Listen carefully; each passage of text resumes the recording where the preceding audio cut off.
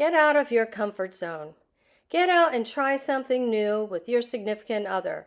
Whether you're a Gen Xer reminiscing about past travels or a millennial seeking a unique dining experience, maybe you're a baby boomer enjoying cherished flavors and discovering new cuisines. Do something fun and different.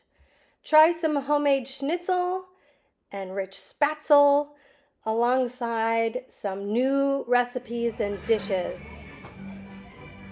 Listen to a German accordion player like we did here tonight. I hope you enjoy this clip.